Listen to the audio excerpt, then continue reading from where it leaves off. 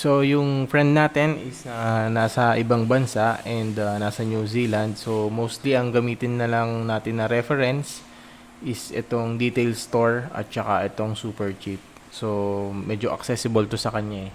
So, ang marerecommend natin ngayon, for example, is may listahan tayo ngayon. Ito.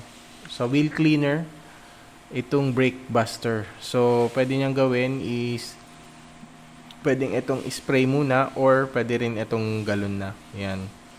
So, kung kaya naman sa budget, pwedeng ito yan para meron siyang pang-spray.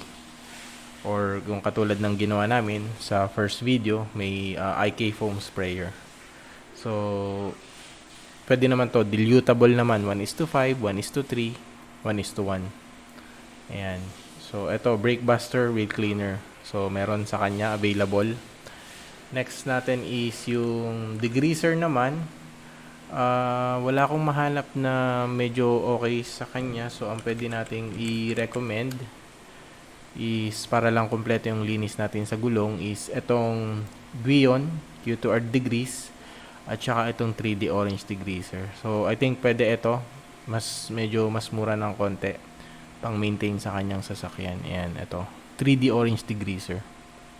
Ang dilution niya is mostly rule of thumb 1:10 naman. 1:10, 1:5. Ayan. So, ayan. Okay yan. Maganda yan. 3D kay Mike Phillips. Next natin is yung wheel protectant. So, wala kasi ako makita na dito na chemical guys na Blue Guard. So, pwede nating ang gawin natin is yung Tire Shiny Kochemi. Yung PSS.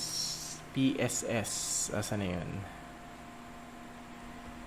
PSS. Ayan, ito. PSS Flat Star Premium Conditioner. So, pwede siya, ito yung tire dressing naman natin sa gulong para sa UV protectant. Pero kung makakakuha siya nitong chemical guys, ito, itong Blue Guard. Ayan. Personal self-preference kasi to, tsaka talagang tested namin. Maganda siya. Kahit ilang beses maulanan. Although iba naman yung condition kasi sa New Zealand, pero feeling ko halos same naman na ano. Ayan. Good siya na dressing. So, if makakahanap siya nito, would recommend. Pwede rin siya sa mga trims. All-in-one kasi siya eh. So, marami siyang purpose. Hindi lang sa tires. Hindi lang namin siya nare-recommend gamitin sa interior. Exterior lang talaga at saka sa tires. Pwede rin siya sa engine pero hindi namin nire-recommend. Pero pwede. Ayan. So, yan, Blue Guard. Or yung itong PSS. Ayan. Tapos, next natin is yung APC or interior cleaner. So, interior cleaner natin sa fabric. Yan. Yan, Express Interior Cleaner. Pwede yan. Or yung all-purpose na. Madami kasi pwede na gamitin na interior eh. Pero, yung mga pwede niyang gamitin dito is yan, isa yan. Interior cleaner ng PNS. Tapos, meron dito sa super cheap naman. Yan, interior cleaner. Ang marerecommend ko dito is yung asan yun? Nawala. Ayan, isa nitong lightning fast. Okay din yan. Pang mabilisan, pang stain remover. Pero hindi mo siya lagi magagamit pag yung mga pang bakbakan talaga na stain removal. So, yung all-purpose cleaner natin, hanapin natin. Wait.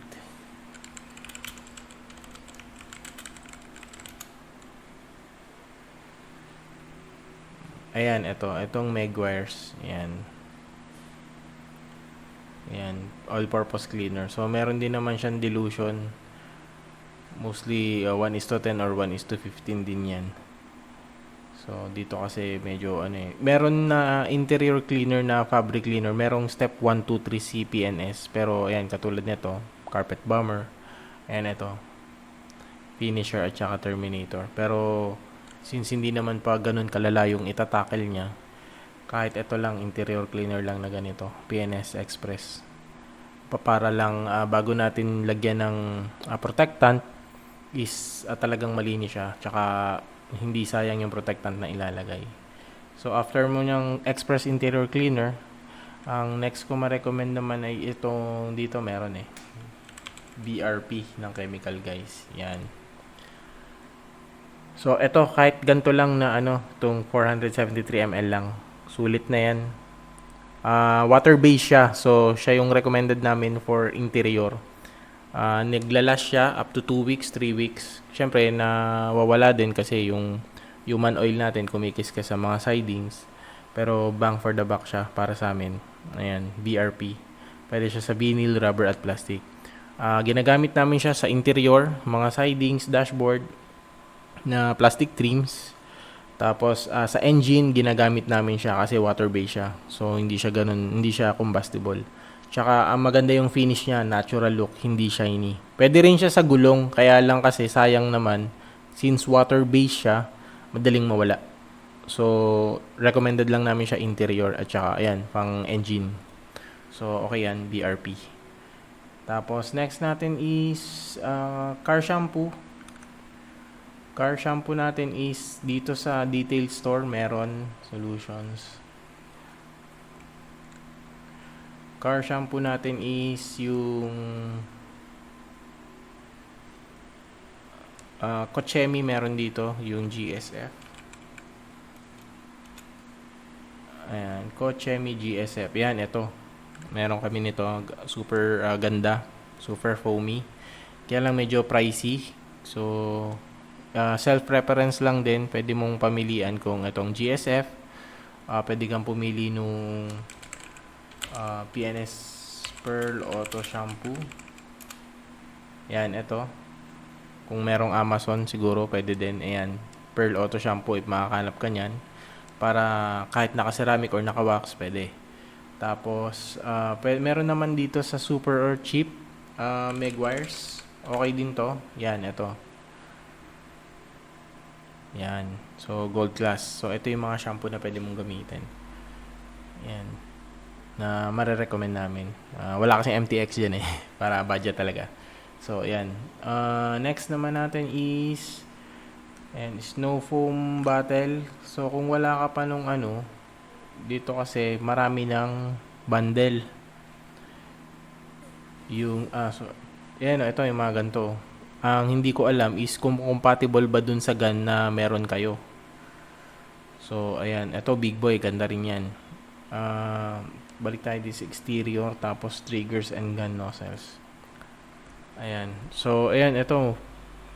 Okay na to. Usually, kailangan mo lang malaman yung pressure washer mo kung compatible to Tsaka yung hose. And also yung PSI. So, unless bibili ka ng sarili mong pressure washer. Ayan. Ito, meron din, may bundle na. So, meron ako nakita dito kanina, yung MTM.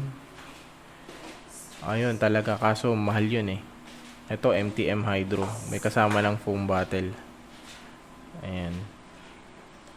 So, pwede rin naman, kung gusto mo, bumili ka ng big boy na pressure washer. Ayan. Ito, yung ganyan. So, nasa sa'yo na yan. So, pero check mo muna kasi since meron naman ng pressure washer dun sa malapit sa inyo. Siguro sa gun na lang. Tsaka para kasi dun sa snow foam mo. Ayan. Next natin is yung microfiber towels. Meron naman dito sa interior. Tapos, where is it? Interior. Ayan, ito. Ayan. Darag Company. Ayan. Pwede yan, ito. O kaya ito, edgeless detailing towel. So, ayan. Kuha ka nyan. Siguro kahit mga 8 pieces. Para lang, dalawa-dalawa kasi lagi yun. Isang applicator mo, pampunas, tapos isang pantuyo. So, mostly naman sa isang kotse, 4 lang yung nagagamit. Lalo na kung di naman ganun kadumi. Sa isang round ng paglilinis, max na yung apat na doors, yung likod, yung dashboard, ayan, yung mga trims, apat na basahan or dalawa lang. Tapos syempre meron ding glass, meron ding para sa glass na towel. Ayan, itong waffle weave. So kuha ka lang din yan, tig dalawa. So yung pag-spray mo ng cleaner mo, basa ng konti, tapos yung next na basahan mo is pantuyo. So ito yan, waffle weave. Tapos next mo naman is sa wash mitt, dito na din sa detail store. Ayan, ito. Pwede yung Guion or basta same na ito, Darag Company. Ito din, Apex. Mas mura-mura. Same, long nap naman siya eh. Ayan. So, sa wash mitt mo, isa or dalawa para lang may backup ka. Tapos sa applicator, meron ako nakita dito applicator.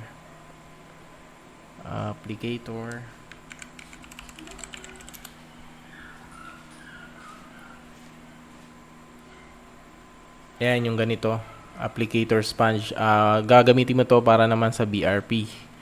Tapos yung ganito naman na applicator pads para naman sa wax. Tapos pwede ka rin kumuha ng applicator na para sa tires. Pero usually meron ng kasama yung ano eh. Pwede rin yung ganito. Doblehin mo na lang yung ano, to. Rag Company applicator sponge. Pwede sa separate mo na lang, lagyan mo ng label siguro pang tires para dun sa tire dressing, and then pang trims, pang BRP. Yun lang naman. So siguro mga 4 pieces para 1 piece pang interior, 1 piece pang tire. Tapos yung dalawa backup mo. Ito pang wax. Saka natin i-tackle yung wax mo pag andun na tayo. Kailangan ma-finish lang natin yung 1 cycle nung pagwawash. Next natin is yung brushes. Dito ko nakakita ng detailing brushes ata. Ayan, ito. So, ito, yan. Pwede kang kumuha nito. Set na siya. Tapos, ito din. Ito yung mga pang engine. Tapos, ito yung tire brush. Tsaka ito, red racket. Yan, halos nandito yung mga needs mo. Dun sa video, balikan mo lang yung mga itsura.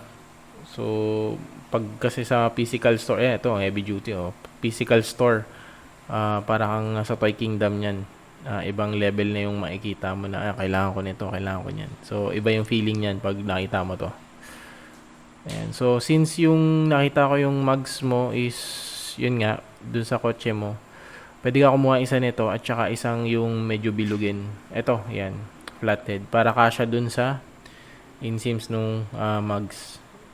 Hindi siya ganun kalawa kasi. So, ito, papasok to.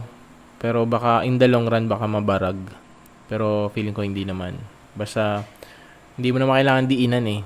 I-agitate mo lang ng tama. So, ito yung sa tire brush. Tire brush lang. And then, kailangan mo yung sa boar's hair. Dito, meron yun eh.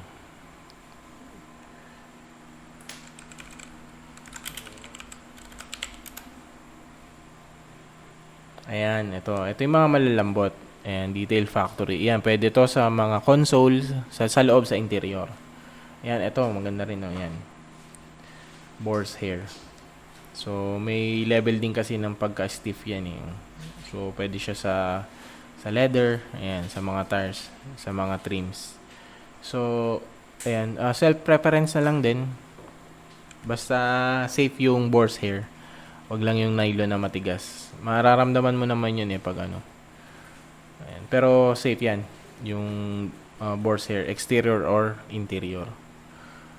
Next natin is yung, ayan, yung washer gun. Napakita ko na. And then, DA polisher. Yung pinakita mo, goods yun naman yung makukuha mo or kung meron ka na. Teka, asan na ba yun? DA polisher. Kasi sa DA polisher, hindi ka basta-basta makakasunog ng paint niyan. So, kung ito yung, feeling ko ito yun eh. 15mm. Sana pwede kang magkaroon ng ilan ba ang 3 inch. Ito nga yung premium pack DAA. Sa 15mm, 3 inch 3mm 76 21mm DA polisher. Basta alam mo na lang kung 3 inch. Hindi ko alam yung conversion eh. Ito 5 inch backing plate. Hindi to 5 inch. Hanap tayo yung 3 inch 5 inch pwede, makakabuo ka na eh. Pag 5 inch kasi masyadong malaki, so ma-recommend ko is 3 inch sana. Ang laki na ito eh, 5 inch eh. Hanap ka nung 3 inch na backing plate. Tsaka mas ano kasi dun eh, etong flex random orbital, okay lang din naman tong random orbital. Ilan siya? 15mm. Ito 5.5. Hanap ka ng 3 inch. Check natin, baka naman meron. Yun, Apex. Ito, yan. 3 inch yan. Okay. So, 3 inch. Mas okay kasi para mas maganda yung pag nandun ka na sa polishing phase. Okay. So, tapos yung pads, explain ko na lang ulit sa'yo yan pag andyan ka na. So, kailangan mo lang simulan muna is yung mga wheel cleaner mo, yung mga car shampoo mo, and tsaka yung mga brush. Yung DA polisher, madali yan. Tsaka yung mga compounds na gagamitin. Last natin is yung mga asan na yun? Yung clay bar.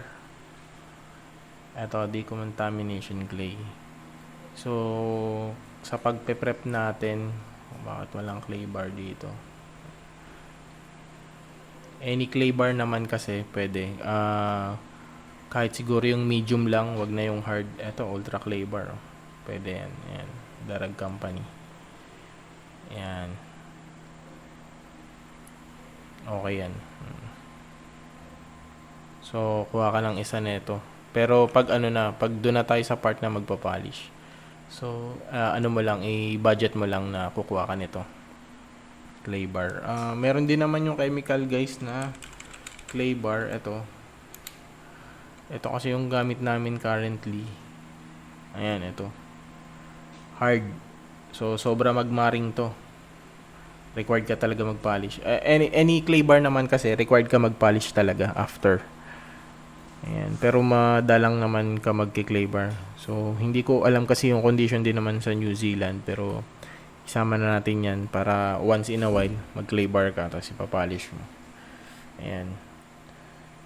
Next natin is yung sa glass cleaner, turuan na lang kita yung IPA na panglinis. So, medyo tipid. Pero pwede ka pa rin naman bumili ng cleaner talaga kung gusto mo para sa glass. Ayan. Marami namang options. So, eto. Gion at saka yung G-Technique. Yung iba kasing brand hindi ko pa na-try. Kochemi, itatry ko pa lang. Available yan dito sa Pilipinas. Medyo pricey lang talaga. Ito yung tatlo kasi naglalaban-laban dito. Gion, G-Technique at saka Kochemi. Sa rain protectant naman, meron din Gion yung protectant. Pero alam ko available dyan ito. Itong Rain X. Yun Ayan, ito. Original repellent. Goods for at least 1 week siya. Up to siguro tatlo hanggang 4 na ulan na malakas bago siya matanggal. Okay yan, Rain X. So, ginagawa to kung nag-acid watermarks removal ka. Protection yan sa paint. Sa glass. Okay. So, yun na lang muna ang yung shopping list. Hopefully, makapag-window shopping ka pag nakapunta ka sa physical store. Ayan, ito. Check mo lang and then balik-balikan mo lang. Screenshot mo yung nasa video, yung types of tools. So, yung sa washer gun, medyo alanganin tayo. Hindi natin alam kung ilan yung PSI. So, baka bumili ka ng sarili mo dito. Pero, check mo na din. Yun lang, sige. Thank you.